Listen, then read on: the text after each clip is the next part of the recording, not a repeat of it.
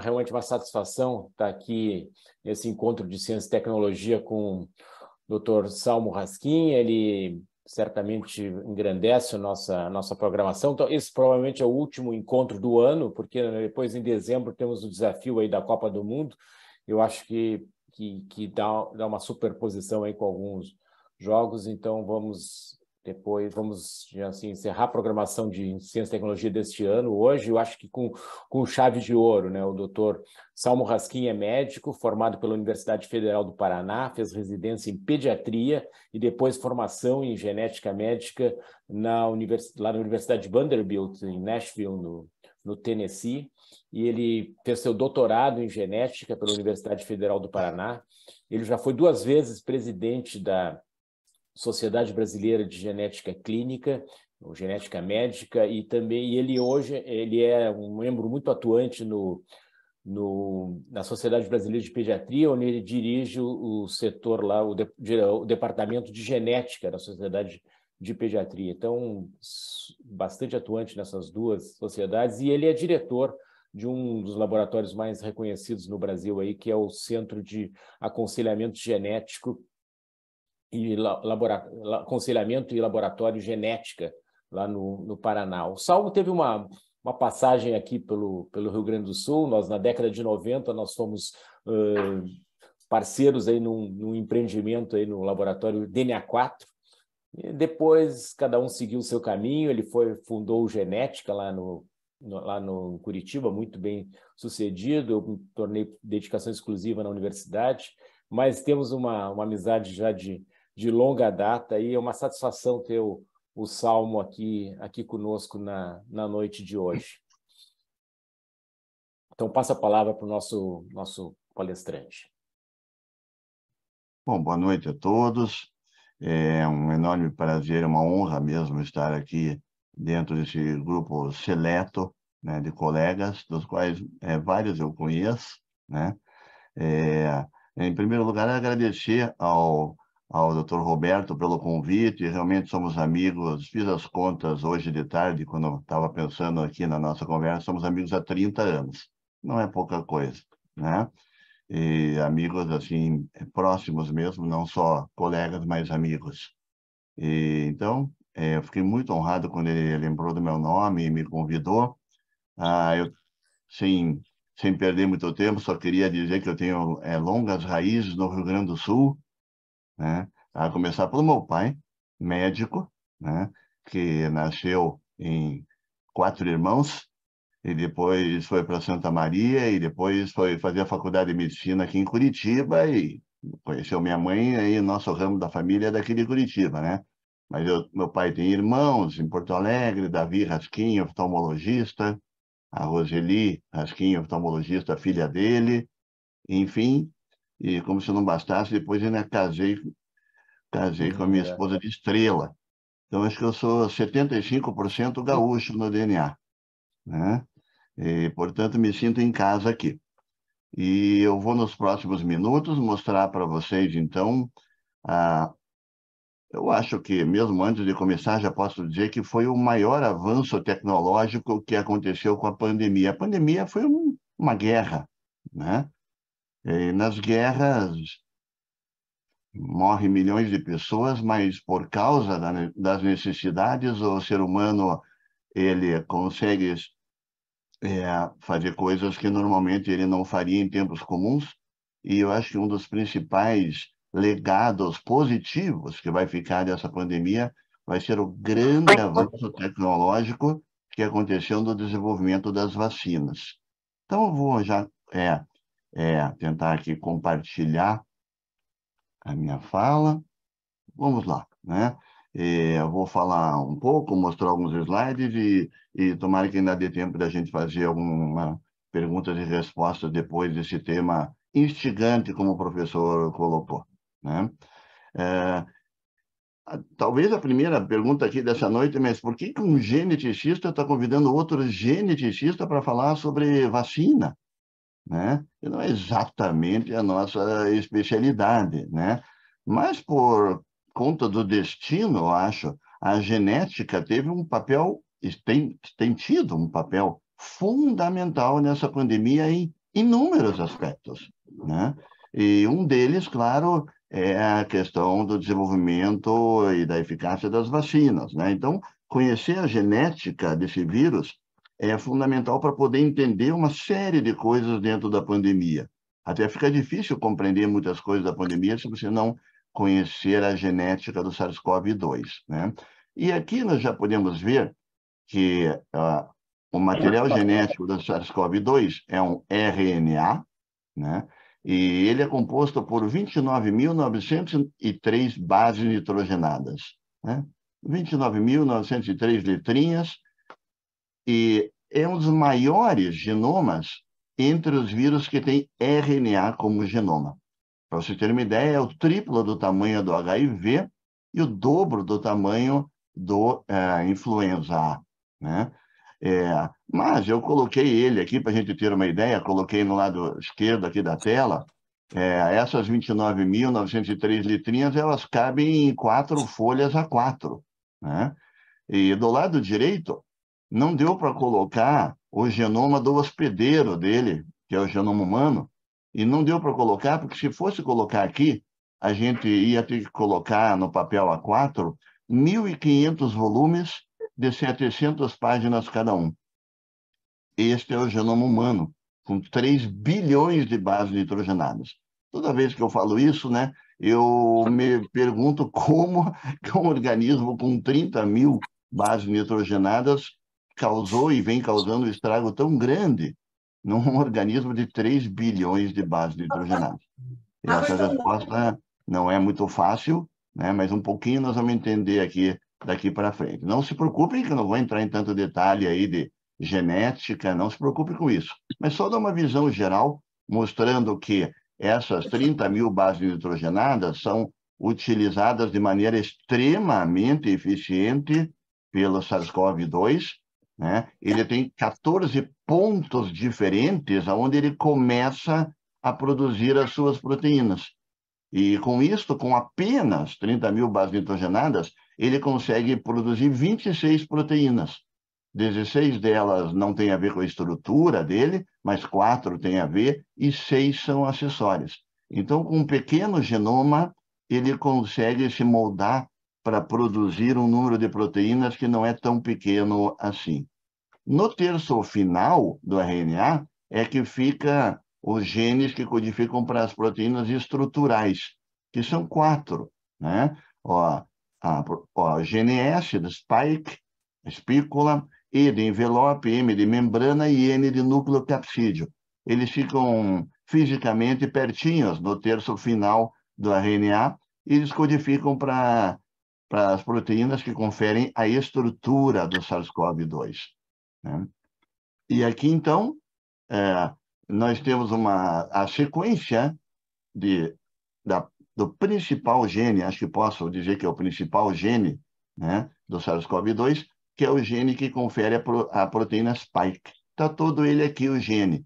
É uma sequência de 3.831 bases nitrogenadas, então dá mais ou menos 9%, 8% do genoma do SARS-CoV-2, ele utiliza para produzir essa proteína spike, que ela é tão importante, não só para ele, mas acabou sendo importante para nós, seres humanos, também, né? E lembrando que a cada 3 bases nitrogenadas codifica para um aminoácido, aqui nós temos, então, a sequência de 1.273 aminoácidos que compõem a proteína spike. Embaixo podemos ver ela, né, mostrando ela aqui junto com a proteína de membrana, do envelope, da nucleoproteína que se liga com a RNA, ela que fica mais para fora. Do lado direito, a gente vê que ela forma justamente essas espículas fora, né? E daí vem o nome coronavírus, né? Que é uma coroa, que é dada justamente pela projeção dessa spike, mas que, na verdade, a coisa mais importante é que é ela que vai se grudar com o receptor, né, AC2 da célula humana, para dizer aonde, em que tipo de célula o vírus vai se ligar e, a partir dali, ejetar o material genético dele para dentro da nossa célula e utilizar a nossa maquinaria para ele se replicar. Todo vírus, né, é um parasita intracelular obrigatório, não consegue se replicar sem a maquinaria de outro organismo, no caso, o ser humano. Então, ele precisa da gente para viver. Se todos nós morrêssemos, o vírus morria também, né? Porque ele não teria aonde se replicar, não seriam animais, obviamente, né? Bom, aí já passando para a parte das vacinas mesmo, né? E uma das questões importantes que aconteceram durante esses quase 3 anos, vejam só, são quase 3 anos da pandemia, né?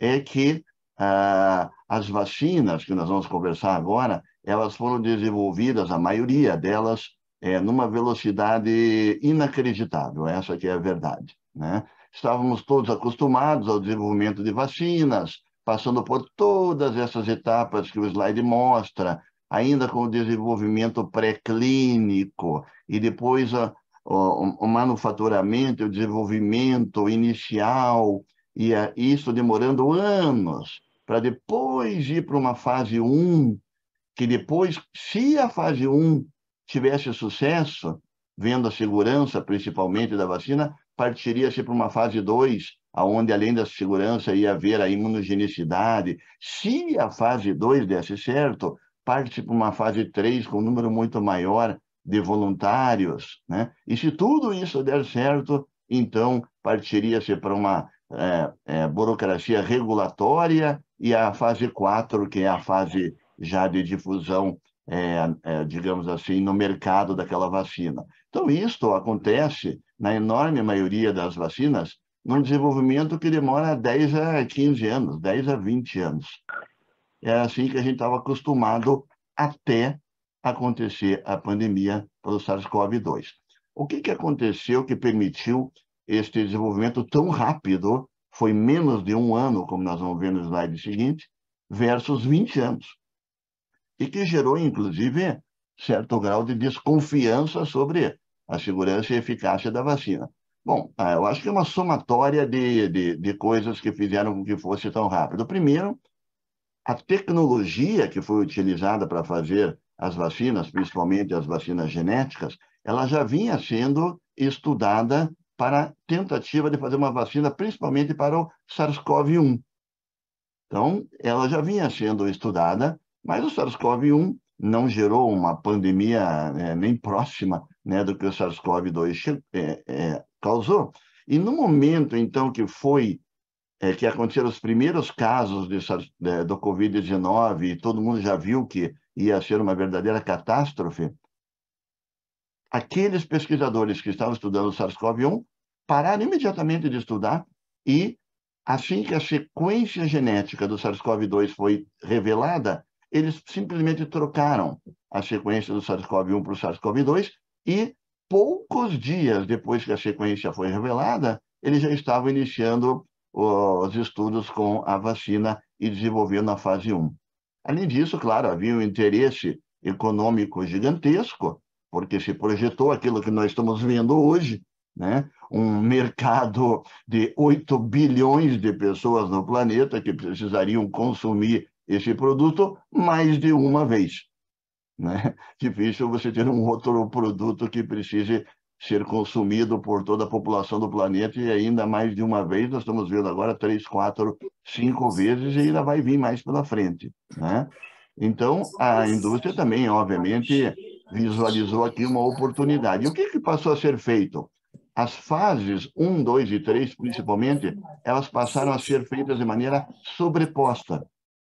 Foi um risco que a indústria correu, baseado nesses interesses grandes que ela tinha, de perder todo o desenvolvimento, por exemplo, de uma fase 2 e fase 3, que custa muito dinheiro, descobrindo que, no momento que já estavam trabalhando na fase 2, a fase 1 deu resultados ruins. Então, normalmente se faz a fase 1, se faz todo tipo de análise, observa se foi sucesso, foi sucesso, e inicia um projeto para a fase 2. Aqui não. As coisas foram feitas de maneira quase que concomitante, contando que as fases anteriores dariam certo. Se não desse certo, teria que se interromper, inclusive as fases seguintes, com grande perda financeira. Mas, na maioria das vezes, não todas, como vocês vão ver, deu muito certo, né? Bom, pelo impacto da pandemia, que não precisa nem falar nada aqui, né? o número de vacinas que passaram a ser desenvolvidas foi um recorde também. Existem, neste momento, sendo pesquisadas mais de 120 vacinas para a Covid, imagine, sendo que 12 já foram aprovadas para a fase 4 e estão sendo utilizadas aí em milhares, para não dizer milhões, de pessoas, né? Importante mostrar também que algumas foram abandonadas durante esse processo, nem todas as vacinas deram certo, mas o número de diferentes vacinas, de diferentes institutos, diferentes indústrias que se envolveram nisso foi um recorde também em toda a história do desenvolvimento das vacinas. E, basicamente, foram desenvolvidos 3 grandes tipos de vacinas, 3 grupos de vacinas. Uma delas, que talvez seja até o objetivo maior da nossa conversa, e que tem tudo a ver, claro, com a genética, né? São as vacinas de RNA mensageiro, que foram as grandes vedetes desta pandemia por vários motivos, vários. Primeiro, porque elas não tinham sido ainda aplicadas de modo tão exponencial em bilhões de pessoas do planeta até então, apenas pesquisas, como eu tinha dito. Segundo, como todos vocês sabem, nós vamos até comentar alguma coisa, elas acabaram sendo as primeiras que foram desenvolvidas, porque elas eram baseadas justamente na sequência genética que foi revelada poucos dias depois que se isolou o vírus SARS-CoV-2. Terceiro, porque vocês sabem também que elas acabaram sendo as primeiras que ficaram prontas e também são, sem dúvida, hoje, 3 anos depois, podemos dizer, as mais eficazes de todas e também extremamente seguras. Então, um conjunto de fatores aconteceu para que essas vacinas tivessem sucesso. Elas, basicamente, falando de uma maneira bem simplista, né, consistem na sequência de RNA mensageiro, daquelas 3.000 e poucas letrinhas do gene da proteína spike, né, que eu mostrei para vocês, colocado dentro de nanopartículas lipídicas.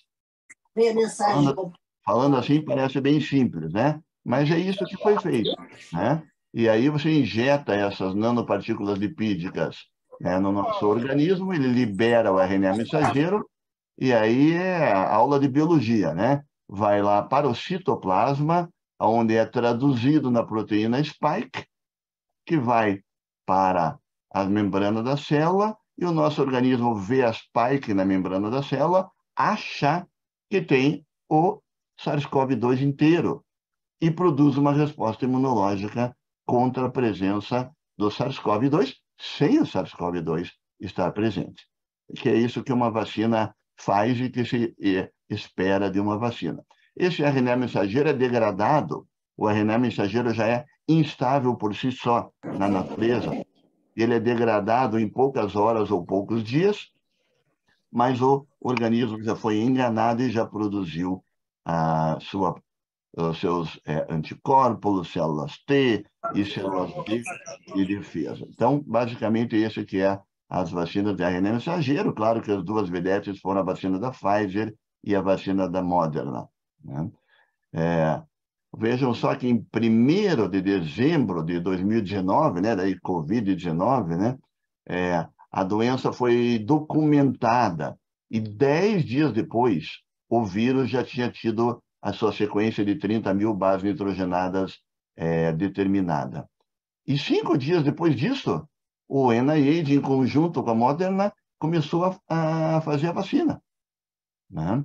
E aí, não vou, obviamente, ler todo o desenvolvimento, mas menos de um ano depois, nós já tínhamos o FDA aprovando a vacina, né?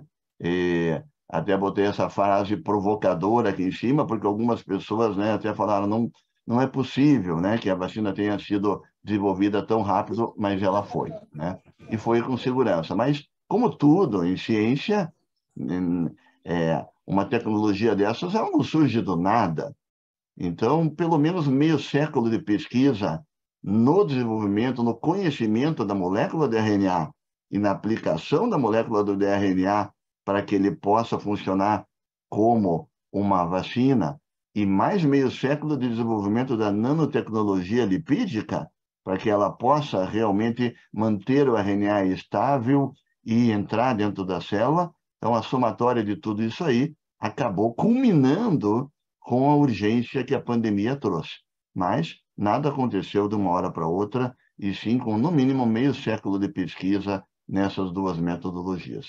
Um segundo grupo de vacina, que também é genética, são as vacinas que nós chamamos de vetoriais, porque elas usam, né, um veículo para carregar o material genético para dentro da célula. Bom, a vacina de RNA mensageiro também usa um veículo, né, que é a gotinha de gordura, a nanopartícula lipídica, né? Aqui é usado, ao invés da nanopartícula lipídica, é usado o material genético de um adenovírus, aonde, por engenharia genética, previamente se retirou do genoma desse adenovírus as sequências de genes que levam à infecção propriamente dita pelo adenovírus, e no lugar se coloca a sequência de DNA, justamente que vai codificar para a proteína spike, para a mesma proteína. Injeta-se isso no nosso organismo, um pouco diferente da vacina de RNA. Essa de DNA tem que ser entregue no núcleo, aonde vai acontecer a primeira etapa da produção de RNA mensageiro, que é a transcrição, coisa que não acontece no outro tipo de vacina, né? Daqui para frente é tudo igual à vacina de RNA mensageiro, né?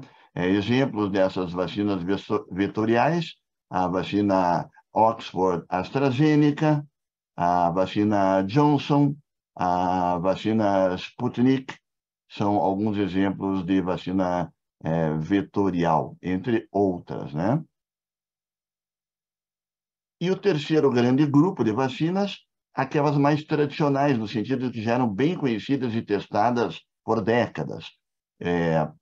Simplesmente pega o vírus e, através de alterações físico-químicas, inativa ele, mata o vírus, né?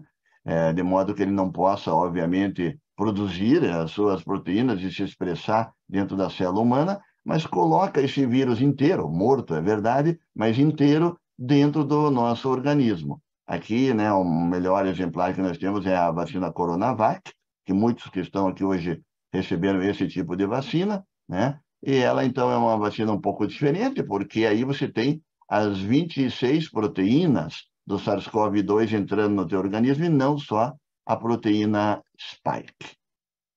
Então, existem, como eu já disse, mais de 100 vacinas, mas a grande maioria delas se encaixa num desses três tipos. Também tem aquelas que já entregam a proteína spike propriamente dita pronta.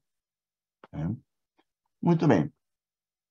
Outro assunto muito importante que tem tudo a ver com isto é a questão das mutações e das variantes, que são, obviamente, um tema totalmente genético, né? Então, vamos entender o que é uma mutação, o que é uma variante. Então, eu trouxe novamente o mesmo slide anterior, da sequência de 1.273 aminoácidos da proteína spike. Essa é chamada de spike de Wuhan, né? Então, a spike daquele primeiro SARS-CoV-2 que foi detectado lá na China, quando tudo começou lá em Wuhan, né? Então, essa é a sequência dos aminoácidos da spike original, que a gente chama, ou spike de Wuhan. E aqui nós estamos vendo a mesma sequência, só que em vermelhinho nós estamos vendo que tem algumas mutações. Então, aqui na primeira linha estamos vendo que tem a deleção de alguns aminoácidos, na segunda linha tem deleção também, e pelo menos mais alguns lugares tem troca de um aminoácido por outro. São as mutações. Essas mutações ao nível do RNA mensageiro acabam, claro, levando a alterações ao nível do aminoácido da spike. Neste caso, esta sequência que eu estou colocando para vocês aqui é a variante alfa. Tá? Então, essa aqui é a variante alfa, porque ela é composta por essas mutações aqui, comparando com a sequência de Wuhan. Tá? Uma das primeiras que surgiram, a variante alfa, né? Tinha 23 mutações, comparando com a sequência de Wuhan, sendo 8 em spike. Tá? E depois da alfa veio a beta, com 21 mutações, sendo 9 em spike. Depois da beta veio a gama, com 25 mutações, sendo 10 no spike. E depois da gama veio a delta, com 17 mutações, sendo 8 na spike. Levaram o nome de variantes de preocupação porque conseguiram atingir prevalências enormes e dispersão enorme pelo mundo todo, infectando milhões e milhões de pessoas, essas 4 variantes de preocupação. Se você vai analisar as mutações que cada uma delas tem, obviamente que não vamos entrar aqui no detalhe do slide, mas vocês podem ver que várias delas têm mutações iguais. Ou seja, são pontos do genoma do SARS-CoV que a natureza, ele próprio sabe, que ele, modificando aquele ponto, ele se torna mais infectante, ou mais grave, ou ele consegue se transmitir melhor de pessoa para pessoa. Então, isso a gente chama de evolução convergente.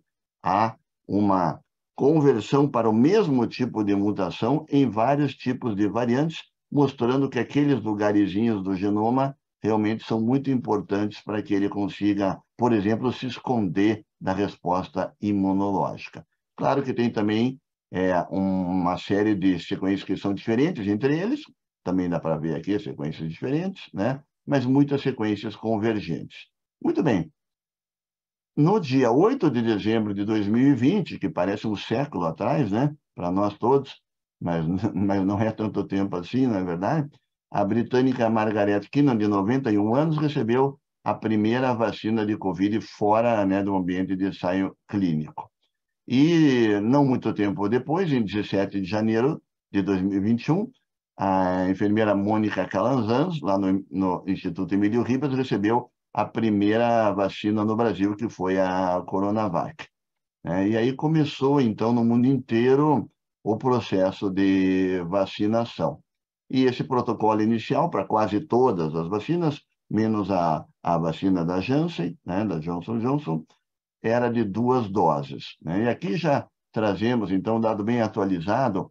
Eu selecionei só alguns países para mostrar aqui, deste site chamado Our World in Data, que vocês devem ter acompanhado muito durante a pandemia, por causa que foi um site sensacional que mostra dia a dia, minuto a minuto, as estatísticas da Covid no mundo todo, né? E aqui nós estamos vendo, então, os países e a cobertura com 2 doses que eles têm hoje, né? Até alguns dias atrás. Então, um país que se destacou bastante foi o Chile, né? A Argentina também, o Japão.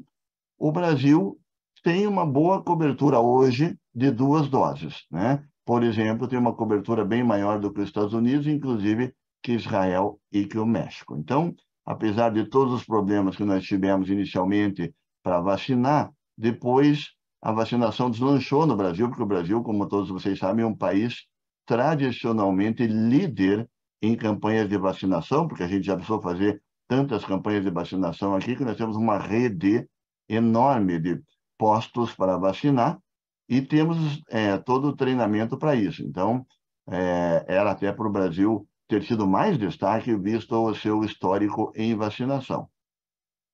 E a eficácia de cada uma dessas vacinas, aprendemos que ela varia e variava e varia de acordo com a gravidade da Covid, né? Então, aqui nós estamos vendo 3 das principais vacinas que nós recebemos aqui no Brasil, né?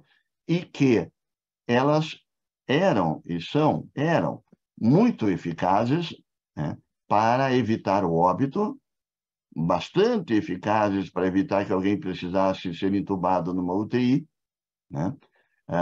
Um pouco menos eficazes no sentido de impedir que alguém precisasse se internar no hospital com a Covid, e menos eficazes, mas ainda eficazes, para que alguém se infectasse pelo coronavírus, né? E quando elas surgiram e esses números vieram à tona, na verdade, houve quase que uma euforia, primeiro pela velocidade com que pudemos ter as vacinas, e segundo porque achamos que nós seríamos capazes de controlar a pandemia de Covid, principalmente no que se refere a alguém se infectar, porque se você não se infecta, você não infecta outra pessoa também. Bom, e aí então é a chance de acabar completamente a pandemia, né? E criou-se essa expectativa neste momento, porque realmente as vacinas estavam funcionando super bem no que se refere à eficácia, né? Mesmo assim, né, houveram milhares de mortes aqui no Brasil, 190 mil mortes aqui com a cepa original de Wuhan, quando nem tinha vacina ainda, né? A vacina começou aqui, como acabei de mostrar para vocês, não só no mundo, mas aqui no Brasil, mas até que as pessoas fossem vacinadas, né? A variante Gama acabou causando a morte de 367 mil pessoas aqui no Brasil, e depois ainda veio a variante Delta, que não fez um estrago tão grande quanto as outras, mas 63 mil pessoas morreram aqui no Brasil infectadas pela variante Delta, né? Mas, ao mesmo tempo que todas essas pessoas morreram, e foi a tragédia que, infelizmente, todos nós acabamos vendo isso nas nossas vidas, né? Sem dúvida, nossas vidas seriam melhores se não tivéssemos visto nada disso, né? Mas também esse estudo demonstra que cerca de 20 milhões de vidas foram salvas pelas vacinas só no primeiro ano em que se aplicou as vacinas. Então, um grande número de pessoas salvas no mundo inteiro, milhões, né, pelas vacinas. E aqui no Brasil, nós vimos também a efetividade dessa vacinação, né? Às vezes a nossa memória pode não ser tão boa para a gente lembrar o que aconteceu, mas aqui nós estamos vendo o ano passado, o ano de 2021, né? À medida que o número de doses de vacinas ia aumentando, né? Ou seja, iam sendo aplicadas cada vez mais doses de vacinas, caía dramaticamente a média móvel do número de casos e óbitos, principalmente aqui no Brasil. Então, esse quadro aqui fala por si próprio, né? Não precisa de palavras. Uma queda de 67% na média móvel nesse curto período de tempo, de abril até agosto, aonde as vacinas começaram a fazer efeito aqui no Brasil. Bom, apesar dessa catástrofe, parecia que estávamos chegando ao controle da pandemia, quando surgiu algo completamente diferente, chamado Omicron. E essa variante é a que persiste até o dia de hoje, e ela tem uma série de implicações, e ela mudou muitas coisas no rumo da pandemia. Algumas delas vou mostrar para vocês agora. Em primeiro lugar, vejam quantas mutações a Omicron tem em relação à sequência de Wuhan. Lembra das outras lá que eram 18, 20, 12 mutações? Bom, essa tem 50 mutações e 30 na principal proteína, que é a proteína spike. Até hoje, nós não entendemos direito de onde veio essa variante, porque ela não é derivada da alfa, beta, gama e delta. Ela veio de alguma situação diferente. A principal teoria é que tenha vindo de indivíduos que foram infectados, obviamente, pelas outras variantes e eram imunodeprimidos e continuaram a ser tratados, claro, e este efeito de cronicidade da Covid-19 nessas pessoas permitiu que, por muito tempo, o vírus estivesse presente, né, circulando, obviamente, no organismo dessas pessoas e encontrando mutações que pudessem camuflar a proteína spike para que o corpo não reconhecesse mais esta porção tão importante e conseguisse, portanto, vencer as nossas barreiras imunológicas. A Omicron tem 26 mutações de spike que só ela tem, e as outras variantes não têm. Então, vejo que é algo bastante diferente mesmo, né? Dentro dessas 26 mutações, algumas são mais importantes, essas em vermelhinho aqui, principalmente essas 4, que comprovadamente têm um forte efeito, né, antigênico, ou seja, são mutações que provocam escape imunológico. São lugares da genética do SARS-CoV-2 que ele sabia, na verdade, por evolução, que se ele camuflasse esses lugares, as nossas drogas, como anticorpos monoclonais, as próprias defesas pelas infecções anteriores e as vacinas, teriam grande dificuldade de reconhecer o SARS-CoV-2 e combatê-lo de maneira tão efetiva como tinha sido até então. Então, um organismo diferente, né? E a consequência foi imediata. A proteção principalmente contra a infecção por Omicron diminuiu rapidamente, mesmo com as vacinas que eu mostrei para vocês agora, né? Então, a gente vê ali que depois, né, da vacinação, ainda protegia em 67% para doença sintomática, mesmo isto caía para 49% 90 dias depois de fazer o reforço, e para 31% com mais de 90 dias. Então, veja uma queda muito importante na efetividade das vacinas. E aí, então, que surgiu a necessidade de se fazer uma terceira dose da vacina, que obviamente não estava programado para ser assim, né? Mas se testou uma terceira dose e essa terceira dose se mostrou bastante efetiva na proteção, principalmente contra a doença grave e morte por Omicron, né? Então, aqui a gente vê a proteção contra a doença grave depois da terceira dose aumentou de novo para 87,5% e caiu um pouquinho, mas não muito, né? 90 dias depois da terceira dose ainda protege em 77,5% de eficácia para a doença grave. De modo que ficou bem claro que, com a terceira dose, a proteção para a doença grave e principalmente para óbito ainda permaneceu muito alta. E isso nós estamos vendo no nosso dia a dia, né? Onde daqui a pouco vamos até falar que estamos vendo muitas pessoas que se infectam ainda, né? Aliás, eu diria que mais pessoas ainda se infectaram com a Omicron, mas nós vimos as UTIs, né, esvaziarem, né, e o número de mortes cair dramaticamente. Aqui eu botei também do Our World in Data um dado sobre a terceira dose. Então, vocês vejam que o Chile continua sendo aqui nesse roxo são as duas primeiras doses. E aqui, nesse mais clarinho aqui, é a primeira dose de reforço, né? Então, a gente vê que o Chile continua sendo um país líder na vacinação, mesmo quando precisou aplicar a dose de reforço. Mas daí a gente vê que o Brasil caiu já bastante, né? Aí, se a gente for comparar o Chile com o Brasil caiu bastante, e os Estados Unidos também caiu bastante na disponibilidade e aceitação de uma terceira dose.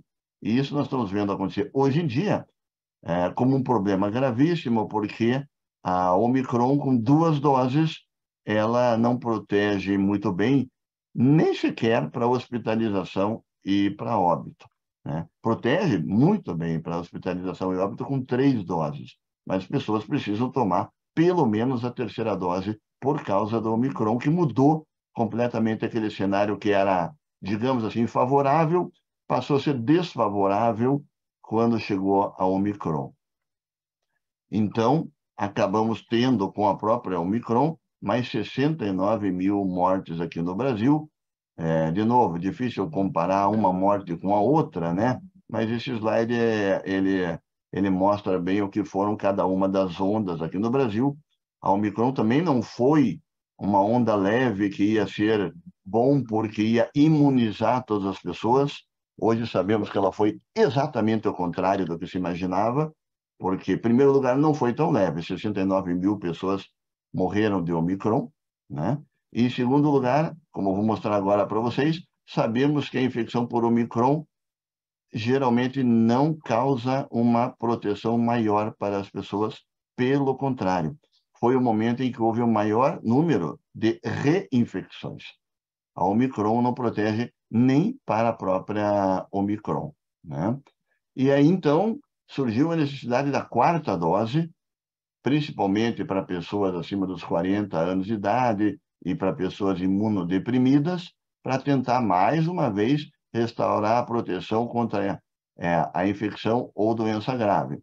Novamente, a mesma situação, a proteção para infecção, seja assintomática ou sintomática, vamos chamar assim, relativamente pequena, mesmo com a quarta dose, mas para a doença grave, bastante grande com a quarta dose nesse grupo de pessoas, né? E a gente vê, então, esses dados, principalmente dos Estados Unidos, que tem esses dados, pessoas acima de 50 anos de idade, e a comparação de óbitos pelo status vacinal com 2 reforços, ou seja, pessoas que tomaram 4 doses, né? As 2 iniciais e mais 2, comparando o risco de morrer por Covid-19 com quem não recebeu as 4 doses, né? Cerca de 12 vezes maior o risco de óbito.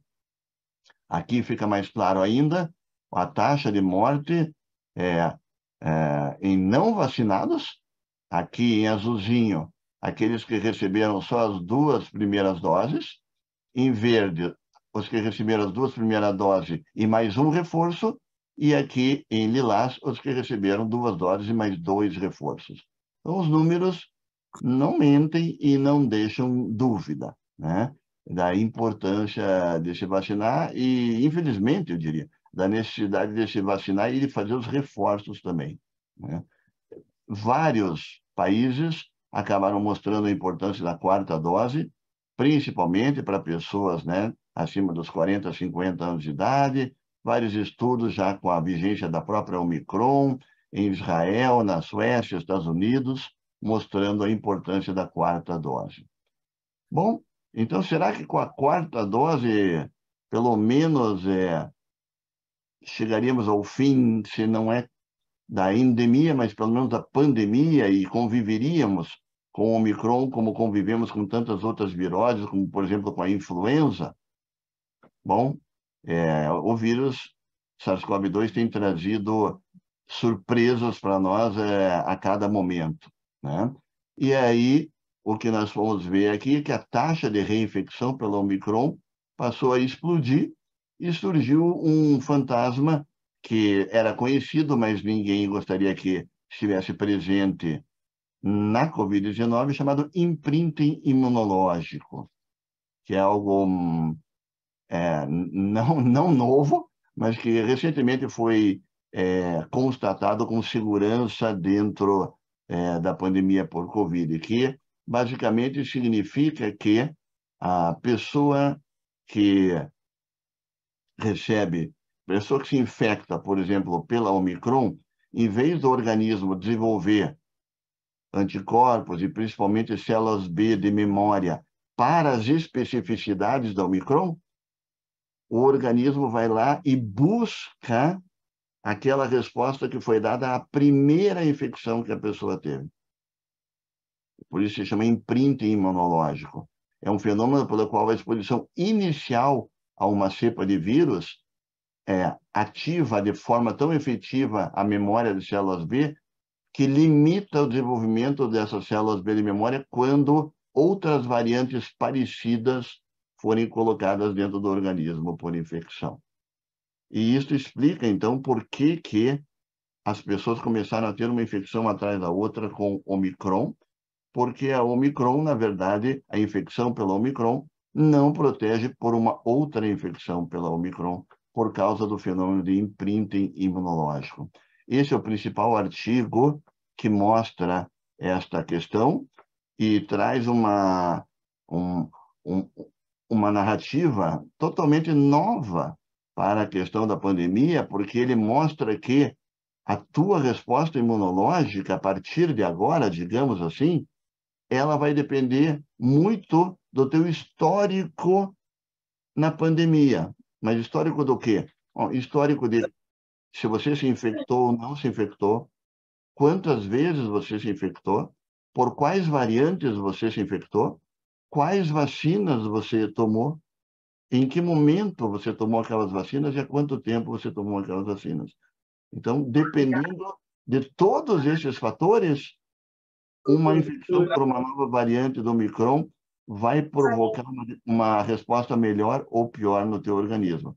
Vocês vão ver nos próximos meses inúmeros artigos científicos estudando essa constelação de variáveis por causa do fenômeno de imprinting imunológico que ficou comprovado com a Omicron. Então, aí nós caímos numa sinuca de bico, né? Como dizem os jogadores aí de sinuca, né?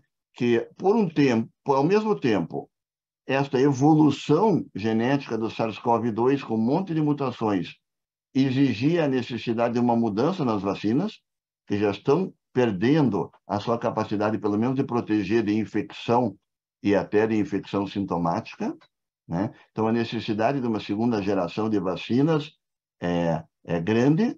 Por outro lado, se o fenômeno de imprinting imunológico realmente for importante também em relação às vacinas, como já se provou em relação ao vírus propriamente dito, talvez essas novas vacinas chamadas bivalentes, que carregam agora não a sequência apenas da spike de Wuhan, que eu mostrei lá no começo da conversa para vocês, mas a sequência também da spike, por exemplo, do BA5 da Omicron. Mas se isto aqui, na verdade, não puder gerar uma resposta imunológica importante, porque vai sempre acabar achando a resposta à sequência original lá de Wuhan, então talvez as vacinas bivalentes possam não ser melhores do que a própria vacina tradicional. Um problema seríssimo que nós estamos vivendo nesse momento, onde nos últimos 30 dias estão começando a sair os artigos científicos mostrando o que acontece com essas vacinas bivalentes, né? E os 2 primeiros estudos que foram feitos para mostrar isto foram bastante preocupantes. Eles sugeriram que as vacinas bivalentes não são melhores do que as vacinas originais, no sentido da resposta imunológica. Foi muito preocupante o momento em que esses 2 artigos saíram, e praticamente saíram em 2 dias, um depois do outro, por 2 grandes grupos de pesquisadores, né, do Dr. David Ho, envolvido lá no desenvolvimento, né, do HIV, né, na identificação do HIV, lá do grupo de Nova York, e do Dr. Dan Baruch, também um grupo muito forte, mostrando que elas produziam anticorpos não com concentrações melhores do que a própria vacina original. E aí, nos dias subsequentes, saíram mais artigos que trouxeram um certo alívio.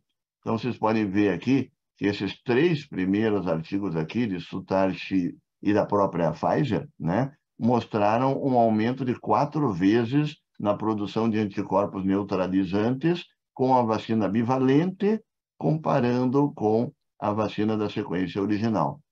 E os outros 3 aqui é que tinham mostrado uma diferença mínima. Mas como que pode resultados tão discrepantes, né? Nós não sabemos ainda a resposta, porque é tão recente tudo isso, mas provavelmente é porque a metodologia desses 3 trabalhos versus a metodologia desses diferiu no uso de vírus, pseudovírus, né, que são falsos vírus para provocar a reação imunológica, versus vírus vivos. E, aparentemente, o uso de vírus vivos nesse tipo de procedimento vai dar uma eficácia maior ao procedimento. Mas ainda são resultados que merecem ser observados com mais tempo depois da vacinação, para ver por quanto tempo persistem esse aumento de anticorpos neutralizantes. Então, esse é o momento que nós estamos vivendo agora em relação às vacinas, e aqui vocês já começam a ver, né, que não só de benefícios vivem as vacinas para a Covid, mas também de algumas preocupações, né? Importante ressaltar também que nenhum dessas vacinas bivalentes se mostrou pior do que o reforço com a vacina original. Então, isso também é importante ressaltar, porque no pior dos cenários, que nem parece mais ser o cenário que nós vamos ter daqui para frente, mas o pior dos cenários é que elas são, entre aspas, tão boas quanto as vacinas originais e tão ruins quanto as vacinas originais, mas não piores do que elas, né? Mas há necessidade de estudos com número amostral maior e por um período de tempo mais prolongado pós-vacinação, para que a gente chegue a alguma conclusão. Isso está acontecendo neste exato momento. Bom, como que a Omicron está evoluindo? Porque apesar da gente ter meio que desistido da pandemia, né, pelo menos no nosso comportamento, baseado em fatos reais, que foi a queda brusca do número de casos, internações e óbitos que todos nós médicos, principalmente, observamos, a gente foi tentando retornar às nossas vidas de 3 anos atrás, né? Mas o vírus continuou evoluindo. E como que ele evoluiu? De uma maneira novamente surpreendente. Ao invés de surgir uma variante Pi, que seria o nome grego para a próxima variante de preocupação, a variante Pi não veio, né? E o que aconteceu foi que a variante Omicron começou a captar novas mutações e se transformar no que nós chamamos de sublinhagens. Então, aí veio a sublinhagem BA1, BA2, BA4, BA5. Hoje em dia, essa BA5 está presente em cerca de 95% das amostras aqui no Brasil. No mundo inteiro é prevalente. Aqui no Brasil, que nos importa, 95% das amostras, e mais ou menos 5% hoje é esta variante BA2, né? Mas só que, além dessas, o vírus continuou evoluindo. E vejam só, né, que existem mais de 300 sublinhagens de Omicron circulando no mundo hoje em dia. Não que um país tenha as 300 juntas, mas podem ter certeza que várias dessas estão presentes aqui no Brasil, né? Duas dessas acabam sendo as mais importantes, que nós vamos ressaltar já aqui para frente, na nossa reta final da fala, né? Até aqui já, né? Duas dessas que são as ameaças atuais. Uma leva o nome de BQ.1.1, que é uma filha da BA.5, né? Então, a BA.5 que está aqui, né? E essa BQ.1 está aqui, tá? E a outra é uma recombinação de material genético entre duas sublinhagens, sendo que uma delas é a BA2. Então, essa aqui é filha da BA.5, que é filha da Omicron, então ela é neta da Omicron, filha da BA.5. Essa aqui também é neta da Omicron, filha da BA.2. Essas duas é que estão mais preocupantes, porque inúmeros ensaios in vitro demonstraram que elas têm altíssima capacidade de escape imunológico. São as variantes, até hoje, com maior escape imunológico demonstrado em vivo. Praticamente quase nenhum anticorpo monoclonal funciona para neutralizar essas duas variantes aqui. E havia e ainda há uma grande preocupação de que elas possam causar estragos do tamanho daquelas variantes de preocupação anterior por causa desses estudos in vitro. E por causa da prevalência delas, que começa a aumentar, né? Dois lugares nos dão uma dica do que provavelmente elas vão causar do ponto de vista clínico. Um é Singapura, onde a variante XBB, que é aquela recombinante lá, atingiu uma prevalência muito alta. E o que aconteceu lá em Singapura? Aconteceu um aumento do número de casos, ou seja, infecções, mas o número de hospitalizações e de mortes não aumentou. Interessante. Entendeu? In vitro, parecia que ia ser uma catástrofe. Em vida real, não foi isto que aconteceu com uma dessas variantes. É verdade que precisa haver em outros países, mas em Singapura ela chegou a ter mais de 50% de prevalência e não trouxe um impacto daquele tipo que nós vimos com outras variantes, né? Aumentou um pouco a hospitalização, mas nada de muito importante. E a outra, BQ.1.1, ela começou a se tornar prevalente nos Estados Unidos e na Europa. Na Europa, principalmente na França e na Alemanha, e nos Estados Unidos, vocês estão vendo aqui, né, recente, né, 31/7, né, até agora 5/11, essa parte de cima da direita, né, este verdinho aqui é a fatia da BQ.1.1. Você vê que ela vem aumentando, né, consideravelmente, e já representa cerca de 20% das variantes nos Estados Unidos. Mas ainda não é prevalente nos Estados Unidos. E na Europa, onde ela se tornou prevalente? Ela se tornou prevalente na França, né? E na França, o primeiro país da Europa em que ela ultrapassou 50%, qual foi a consequência dela ao nível de saúde pública? Pequeno.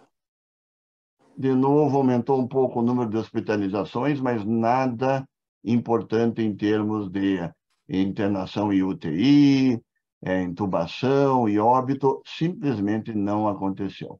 Essa BQ.1.1 é a que foi detectada essa semana em Porto Alegre, né? e ela foi detectada também na Amazônia e foi detectada no Rio de Janeiro.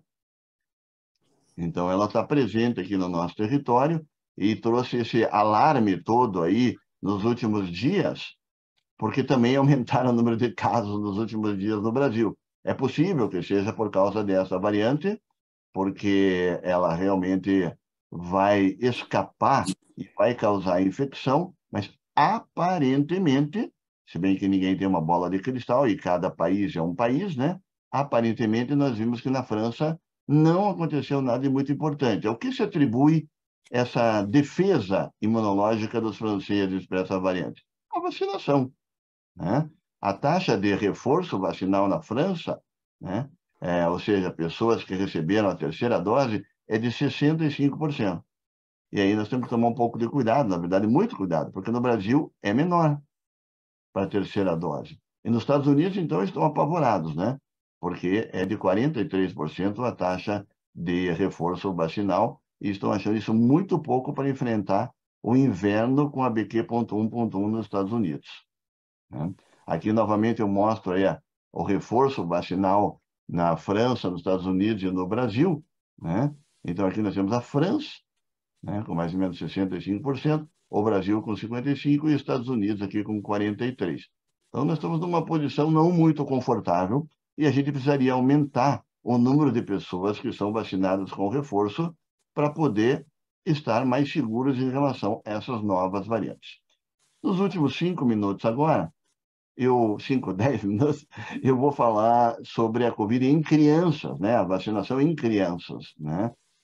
Que tem sido também um foco de muita polêmica, pessoas achando que não é importante vacinar as crianças, né? Porque as crianças, como todos nós sabemos, em tese, foi o grupo etário que menos foi impactado pela Covid, mas isso foi inicialmente, né? Porque desde o início da pandemia, a Covid matou 2 crianças por dia no Brasil. 599 crianças morreram em 2020. Em 2021, quando aumentou, né, a letalidade em todo o mundo, 840 crianças morreram no Brasil, totalizando 1.439 crianças até 5 anos de idade nos 2 primeiros anos da pandemia, né? Então, temos aí, sei lá, 720 dias com 1.439 crianças morrendo, né? Então, isso, de modo algum, é pouca coisa, né?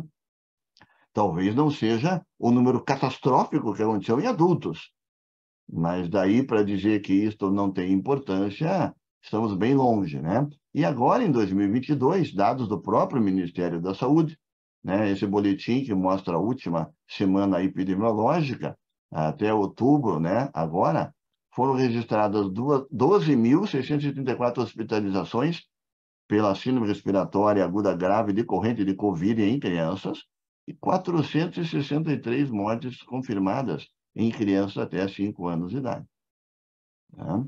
E a partir de julho, agora, essas crianças menores de 5 anos passaram a responder por 2 de cada 5 internações de Covid-19 no Brasil.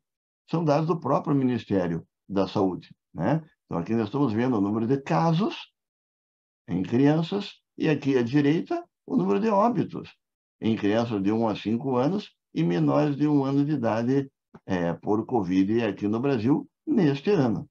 Um número extremamente preocupante, né?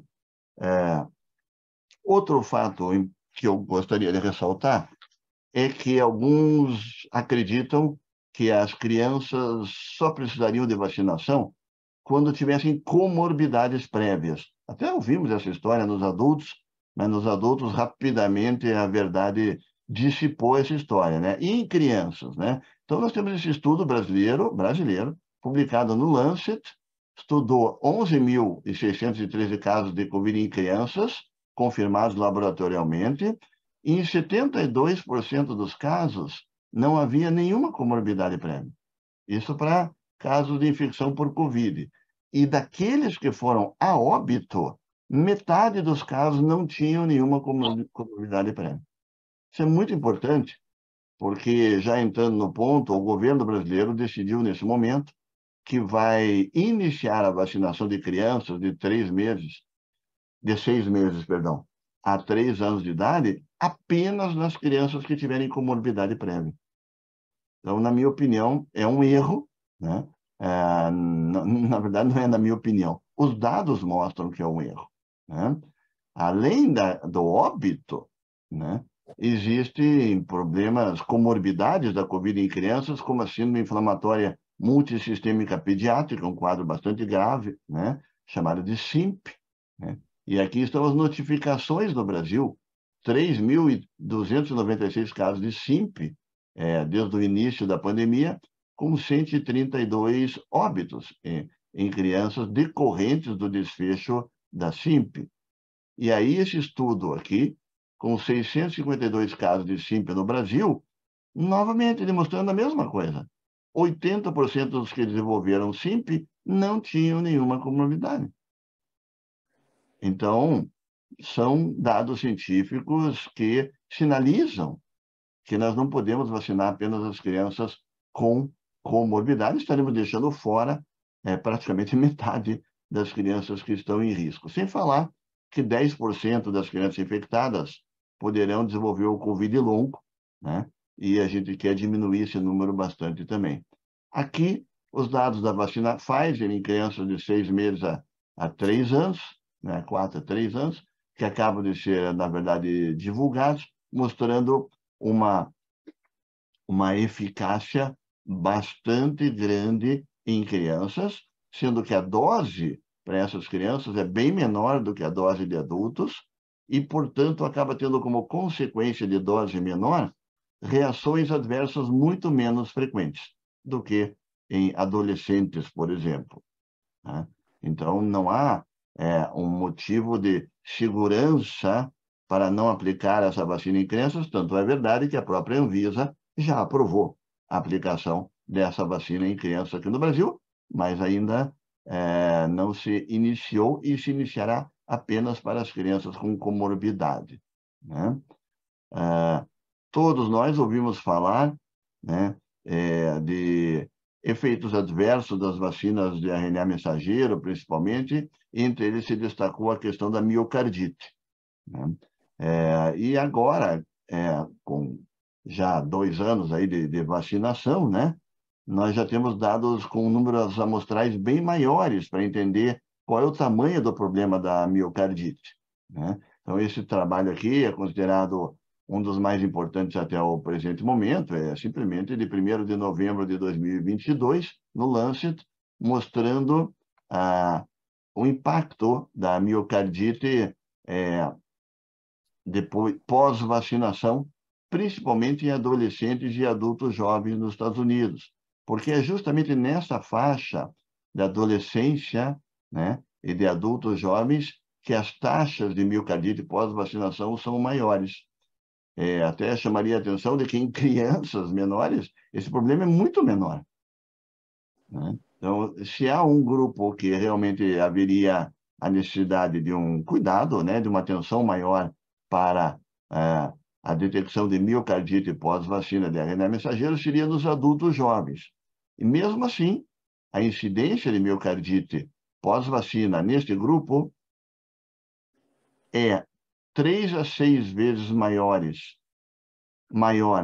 em jovens e adolescentes que se infectam pelo Covid do que pela vacina. Então, não é que não hajam efeitos adversos, mas o risco de você ter uma miocardite pela Covid é 3 a 6 vezes maior nesta faixa etária do que você ter a miocardite por vacina. E a enorme maioria dos casos de miocardite por vacina tiveram evolução satisfatória e com pouco comprometimento ou sequela. Além desses obstáculos todos, ainda existem os obstáculos sociais, culturais, comportamentais, né? E para a gente não falar do Brasil e não causar já a tradicional polêmica aqui, vamos falar dos Estados Unidos, né? Então, nos Estados Unidos tem um dado aqui que é impressionante. Dado, vejam só, em vermelhinho aqui em cima, mostra a porcentagem de pessoas nos Estados Unidos que não se vacinou, mas não só isso, não se vacinou e não vai se vacinar. E vocês podem ver que o número é quase constante, não muda muito, e é em torno de 20 a 25% dos norte-americanos. Então, aqui, como dizem eles, Houston, you got a problem, né? Porque We have a problem. não é verdade?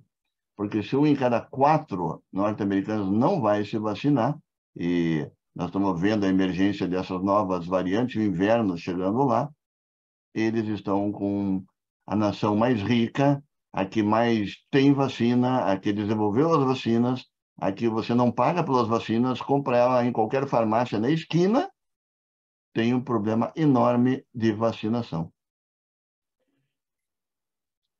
No Brasil, nós vimos o número de óbitos cair, ainda bem, né? Dramaticamente. De setembro já foi um número bem menor, e outubro caiu muito o número de mortes no Brasil. De modo que todo mundo aqui começou a acreditar, todos nós, começamos a acreditar que, bom, pelo menos vamos entrar numa fase endêmica, mas aquela catástrofe acabou. Eu realmente acho que aquilo que nós vimos acontecer, acho que não vai acontecer mais, né? Mas ainda a gente tem que tomar cuidado, né? Nos últimos dias de outubro e nos primeiros de novembro, todos vocês estão lendo aí, assistindo os jornais, e estão vendo que uma nova onda começa agora aqui no Brasil, por incrível que possa parecer para nós, né? O percentual de testes positivos saltou de 3% para 17% em outubro, e hoje já está acima de 20%. Então, a cada 5 pessoas que faz um teste para Covid, uma já dá positivo hoje em dia. Esse foi feito uma análise com quase 600 mil pessoas por laboratórios do Brasil inteiro, até 29 de outubro desse mês, né? 3 estados apresentaram mais ainda, um aumento maior de casos. Mato Grosso, que aumentou 6 vezes, São Paulo dobrou, e no Rio de Janeiro passou de 15% para 26%. E ainda temos um problema que poucas pessoas hoje estão fazendo os testes. Então, certamente, tem uma subnotificação enorme no número de casos positivos hoje em dia. Eu acredito que todos vocês estão vendo novamente alguém da família, ou pacientes, ou amigos, novamente infectados por Covid nas últimas 2 semanas, infelizmente, né? Aqui mostrando dados da vacinação no Brasil, e a gente vê que tem dados positivos, né? Não se trata de falar apenas daquilo que não está dando tão certo, né? Por exemplo, a primeira dose e a segunda dose, conseguimos atingir uma cobertura bem boa no Brasil, né? Mas já quando a gente vai olhar a dose de reforço, que é a terceira dose, mais de metade da população não recebeu a dose de reforço. Então, aqui nós temos um problema, né? Lembro quando centenas de milhares de doses, 1 milhão de doses, 1,5 milhão de doses eram aplicadas por dia no Brasil. Vejam quantas doses foram aplicadas ontem. Então, nós baixamos a guarda diante, né, de uma potencial melhora do quadro, e isso vai ter que ser revertido de alguma maneira, né? Vejam quantas prioridades nós temos ainda para a vacinação no Brasil, não são poucas. Nós temos que aumentar a cobertura da primeira dose de reforço, que é essa que eu justamente acabei de mostrar para vocês, que está abaixo de 50%. Mais da metade da população não recebeu a terceira dose, né, a dose de reforço. E com a Omicron, 2 doses é pouco, né? Então, se foi um esforço gigante, né, do país para dar 2 doses, infelizmente, surgiu a Omicron, e 2 doses é muito pouco, né? Temos que aumentar a cobertura de segunda dose de reforço, ou seja, a 4ª dose, para as pessoas com mais de 40 anos. 17% da nossa população de mais de 40 anos recebeu 4 doses. Tem que aumentar a cobertura da vacinação de crianças de 3 a 11 anos. Só metade das crianças receberam as vacinas.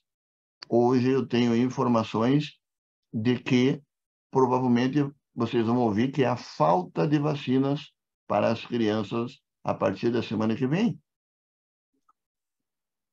iniciar a aplicação da terceira dose para crianças entre 5 e 11 anos.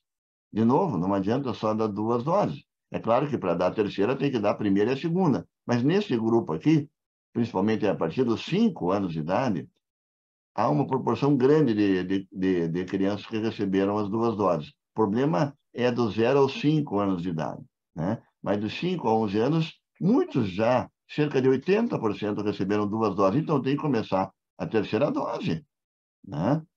E avançar na terceira dose para adolescentes, entre 12 e 17 anos. Aplicar a primeira dose para todas em letra maiúscula, não só com comorbidade, mas todas as crianças com mais de 6 meses de idade, né? As crianças com menos de 3 anos no Brasil não foram vacinadas.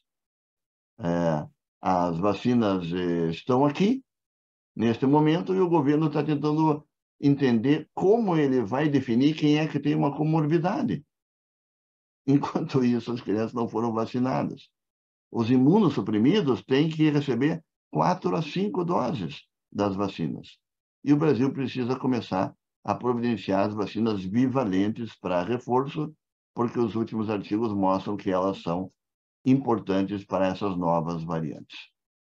Além disso, o mundo precisa desenvolver novas alternativas de vacinas para a Covid, porque essas vacinas, como mostrei, eu acho que ninguém tem dúvida aqui nesse grupo, salvaram milhões de vidas.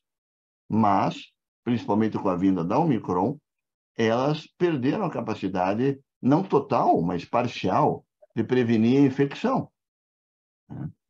E, a princípio, existem maneiras de desenvolver vacinas que previnam a infecção.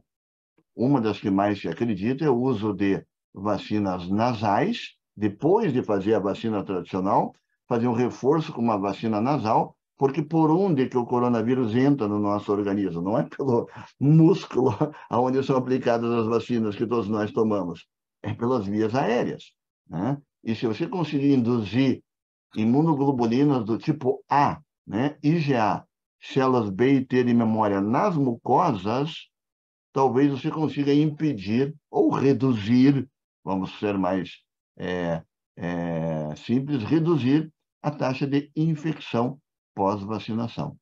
Então, essa é uma das apostas aí para o ano que vem, o desenvolvimento de uma nova geração de vacinas nasais com capacidade de induzir a imunidade de IgA em mucosa. Bom, finalizando, né, e trazendo para um contexto final, lembrando mais uma vez, em 8 de dezembro de 2022, que está aí, né? Por coincidência, até falta um mês, né? Nós vamos completar 2 anos desde que a primeira vacina foi entregue fora do ambiente de ensaio clínico. 2 anos. 68% da população recebeu pelo menos uma dose da vacina. 13 bilhões de doses foram administradas globalmente. Lembrando que nós temos 8 bilhões de pessoas no planeta, né? E mais ou menos 2,3 milhões são administrados a cada dia. Porém, 23% das pessoas em países de baixa renda apenas receberam uma dose.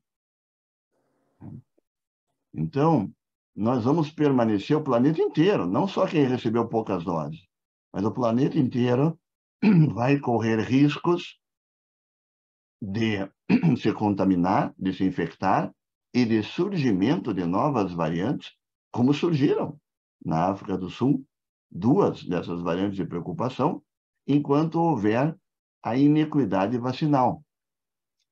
O mapa mostra aqui o número de doses administradas por 100 pessoas, né?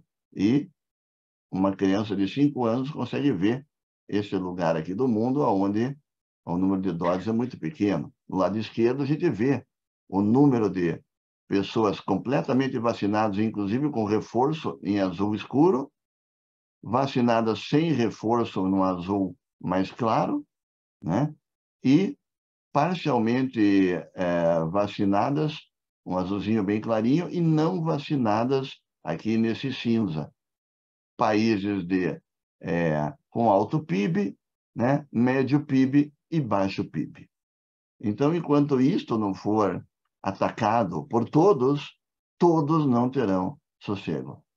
Sem falar na hesitação que é um problema grave também, e na falta de oferta, né, da vacina para aqueles que querem receber a vacina. Esse é o meu último slide. Peço atenção primeiro no lado direito aqui, que mostra o tempo que passou do momento em que o agente infeccioso foi descoberto até o momento que foi desenvolvida uma vacina para ele. Em todos esses agentes infecciosos aqui, o tempo entre a descoberta do agente infeccioso e a descoberta da vacina. E aqui embaixo, a Covid-19. Então, este milagre, né, que foi feito com a ciência, com a tecnologia, se deve, obviamente, não a 3, 4 pessoas, mas certamente esses 4 aqui, né, doutores Kathleen Carico, Barney Graham, Kitzmela Corbett e Drew Weissman, foram pessoas que tiveram um papel definitivo para que a gente pudesse ter todas essas vacinas e milhões de pessoas forem salvas. Sem dúvida nenhuma, não precisa ter uma bola de cristal para imaginar que muito breve receberão o prêmio Nobel, talvez o prêmio Nobel da Paz, pelo menos assim que eu gostaria, porque eu acho que é isso que eles trouxeram para todos nós. Muito bem. Salmo fantástico, muito obrigado, uma exposição muito didática, muito abrangente, acho inúmeras mensagens aqui de elogios e felicitações aqui no chat, e realmente foi um ponto marcante aí dos nossos encontros de ciência e tecnologia. Muito obrigado, Salmo, por essa apresentação, e tenho certeza que, embora a gente já tenha adiantado um pouco na hora, a gente vai ter algumas perguntas aí do grupo. Vou deixar aberto aqui o microfone. Oi, Roberto, boa noite a todos. Obrigada pela excelente exposição. Aqui é a Raquel Boy, que está falando do Rio de Janeiro. Maravilhosa aula, né? Tão bom, né? O Salmo com o meu costumado didatismo e ele com essa visão abrangente, né? Eu queria apenas um esclarecimento em relação àquele slide que ele colocou de imprinting imunológico. O que significa aquilo? Assim, aquele imprinting, quer dizer, essa é uma teoria e que possivelmente justifique, né? Mas é devido seja a exposição vacinal, exposição natural, ou eu queria só entender um pouquinho melhor. Quer dizer, a exposição natural também daria isso, que poderia atrapalhar um pouco a questão do planejamento vacinal, né? O fenômeno de imprinting imunológico ele já está bem estabelecido há mais de 50 anos para inúmeros agentes infecciosos, entre eles o vírus da influenza, o papilomavírus, HIV, vários vírus, né? Da influenza, por exemplo, todo mundo sabe, né, que as pessoas que receberam a vacinação para a influenza lá atrás, né? Nas primeiras epidemias, pandemias lá de influenza, quando recebem agora a nova vacina para a influenza, ela não funciona tão bem quanto para pessoas jovens que ainda nunca foram infectadas ou não receberam a vacina. Então, o modelo do imprinting imunológico foi desenvolvido para estudar o que acontecia com a influenza. Na COVID, o que nós sabemos até esse momento é aquele trabalho que eu mostrei do grupo do Imperial College, da doutora Reynolds e o seu grupo, que eu mostrei ali, que é o trabalho mais importante. Ele não foi feito com vacinas, é importante ressaltar. Ele foi feito simplesmente avaliando quais infecções as pessoas tinham tido e depois como elas responderam quando foram infectadas pelo Omicron. Então, eles viram, né? Então, primeiro, separar aquilo não foi com vacina, né? Então, eles viram, por exemplo, que uma pessoa que se infectou pelo coronavírus, com a sequência de Wuhan, infecção, lá atrás, e depois se infectou com Omicron, a infecção com Omicron não trouxe qualquer benefício de defesa imunológica para a pessoa, porque os anticorpos, e principalmente as células B de memória, que foram produzidas com a Omicron, elas foram completamente dirigidas para epítopos que são da sequência de Wuhan. Por isso se chama imprinting. Tem um outro nome que é engraçado lá, que se chama antigenic sin, que é o pecado antigênico original. É outro nome do fenômeno de imprinting, né? É como se cometesse Boa, né? um pecado lá atrás, né? Que depois não tem mais como resolver. E eles viram também que quando você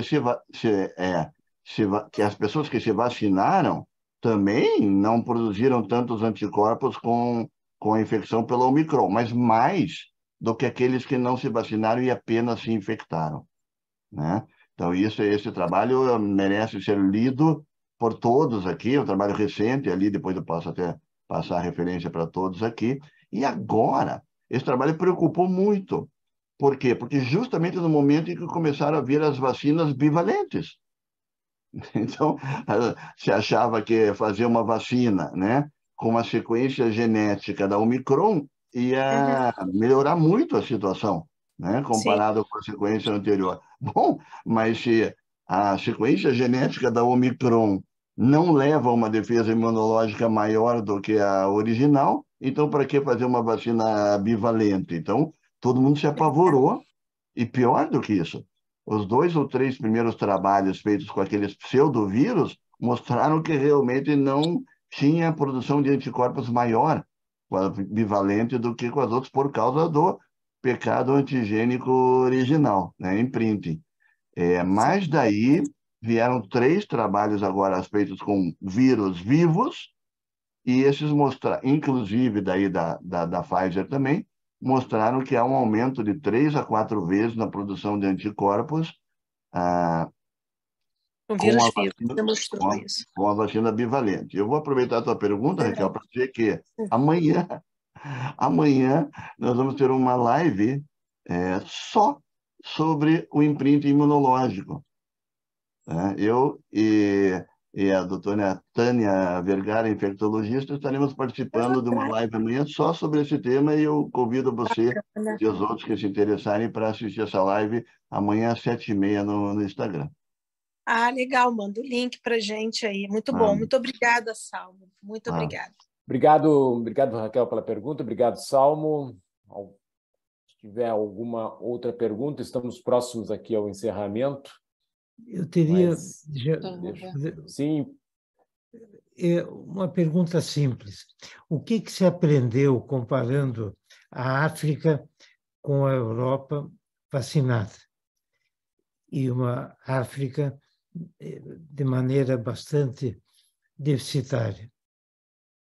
Eu acho, professor Lavinsky, que uma das coisas que se aprendeu é o que nós chamamos hoje de imunidade híbrida, que parece ser a melhor das imunidades, que é uma imunidade dada pela somatória das vacinas com a imunidade da infecção.